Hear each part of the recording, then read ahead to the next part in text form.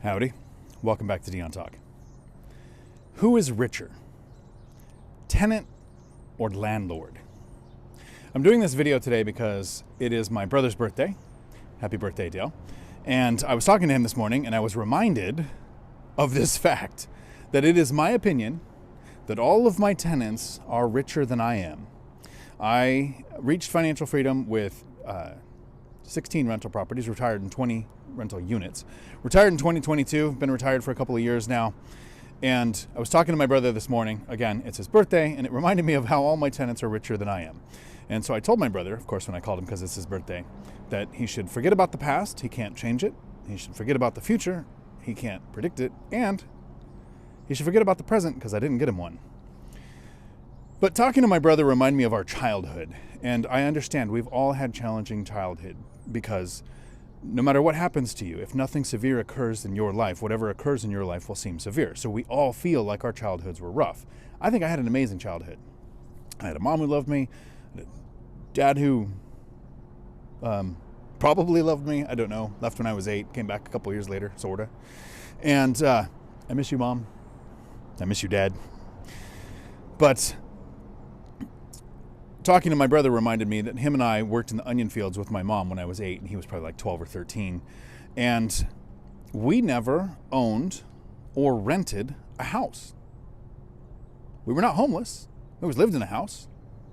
That's all I got out of the Marines, and I was homeless for a while. But as a kid, we would move into houses in Southern California in Los Angeles County, so not like in the middle of nowhere. And we would fix the doors and windows and live there until the owners realized we lived there. And there was one time in Haskell Canyon down in Saugus, California, where the owner found out we lived there, and he kind of liked the idea of somebody living in his house because we were taking care of the place. We fixed it up. And my parents always told me that we weren't squatters because squatters stay in a property and then trash it and force the owner to go through an eviction so that it's really hard to get rid of the tenants. And my parents said, we fix the place up, we take care of it, and whenever they find out that we live here, we just move. So it was a benefit to them. The owner of that place in Haskell Canyon said, why don't you guys just give us $50 a month? Now this was, late 70s, early 80s, California rent was $700, $800. So $50 a month was a pretty good deal. Like a 4 or 5 bedroom house. It was one of the only places I had as a kid where I had my own, well, not my own, but a room. I often lived in like a laundry room or something. And my dad said, no, we don't pay rent, and we left. I remember as a kid being 6 or 7, so this would be before my dad left, going to friends' houses, hey, I have like a play date, and basically kids' parents would be babysitting me. And I'd be at their house and I would hear them talking. I heard them talking about paying the rent. And this blew my mind away. Like I couldn't believe that I was in the house. Like, how did I find myself in the house of somebody, a family who had so much money they could afford to pay rent? And then my little 6-year-old brain caught on to the fact that this was every month. Like, how do they make that much money? So in my mind, it wasn't even the owner of the house had money. It was the person who could live there and pay rent, because that's not what we did. I talk about it being a rough childhood because it's perspective. I think I had an amazing childhood because I had, parents who cared about me. I had all the food in the world, right?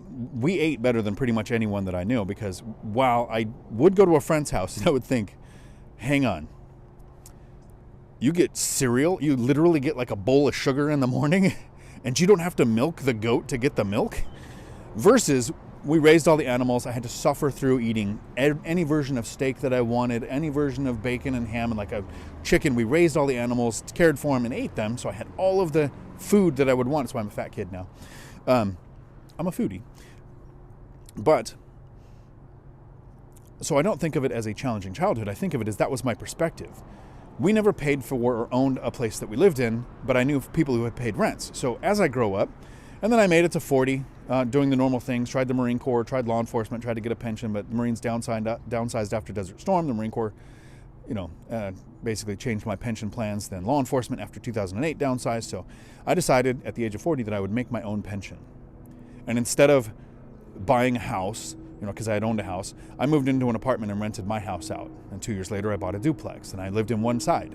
And then 2 years later, I bought a duplex. And then a year and a half later, I bought a duplex.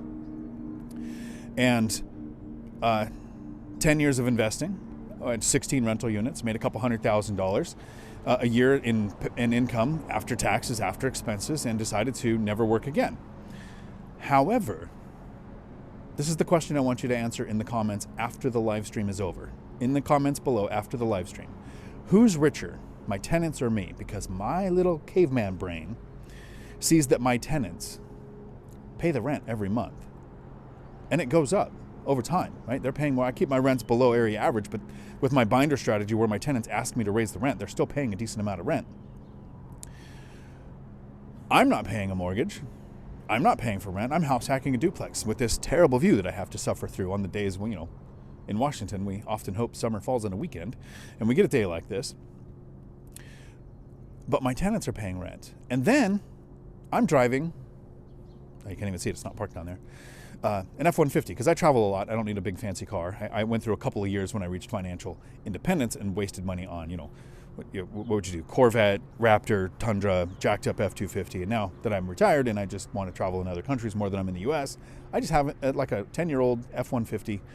And I'm probably going to be replacing that in a few years with something that was made last year. So 3-year-old vehicle 2 years from now. That's the plan. I feel that my tenants, one who has an Escalade and had a Chevy Silverado, like 1-year-old truck, sold it to get a, I forget the type of car it was because it's not one I would ever buy. But he took his payment from like $1,100 a month to $850 a month so he could save money. And I have other tenants who have pretty much new vehicles, no matter what job they have. And they can afford to pay rent. This breaks my brain. So in your mind, as a landlord, and I did a live stream earlier this week, because I do a live stream every Tuesday at 4 p.m. Pacific, where if you want your questions answered live, it's not done on my phone, it's done on a computer where I can see the chat and I can answer questions. But the video that I did this last week was, why are investors always broke? Because while growing my portfolio, I was saving for the next reserve that the lender would require, the saving for the next down payment, saving for emergency repairs, maintenance, and vacancies. So even the money coming in from rents, part of that was being set aside for those expenses. So that those entire almost basically 10 years of investing to reach financial freedom, I felt broke. I don't know that any of my tenants feel as broke as I did. So if you're on the path to financial freedom and you're saving to invest, and you're thinking, the more I can delay the gratification on the thing that I want, the more money I can put to work so that the asset that I'm buying will pay for those things that I want. I want you to understand that for this decade, I've went to every single tenant that I've ever had while signing the lease or re-signing leases. And I've said, you should not be renting one side of my duplex. You should not be living in my triplex house. You should be buying a property like this duplex so that you can live in one side for either a significantly lower amount than your rent or free, and then having tenants pay off your mortgage. And in a decade, I've had one tenant buy a house. Not even a house hack, not even a rental, just bought a house. So interacting with somebody who reached financial freedom, I have not been able to convince the people in my actual day-to-day interactions to get on the property ladder. That's why I'm here on YouTube, looking for you. That person who wants to invest. Man, the Navy just celebrates everything. What is that noise about? I have a friend coming over here, Dave, who recently, because of his investing and his planning, was laid off from his job. And that laid off is going to turn into retired. We're going to hang out today, and I'm going to talk with him about his change in his life. But I'm also going to talk about how weird it is to have a portfolio where my net worth, which in 2020 passed $1 million in net worth and now is over $3 million. So it's tripled net worth because thank you, Bidenomics.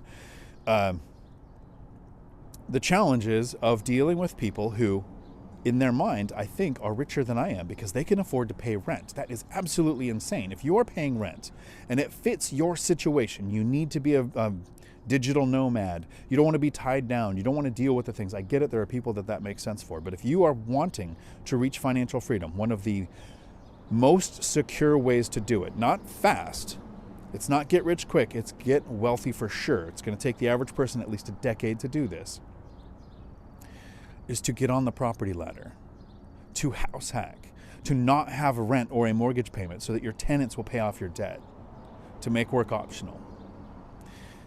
I hope this video at least made you think. because talking to my brother this morning during his birthday made me remember our childhood, and that he was 5 years older than me and very mean, and that's why I got into martial arts. But I love him. He's great. And I look forward to figuring out how he is going to retire, because he still has the mindset that I did when we were kids. Until my next video, thanks for coming to my Dion Talk.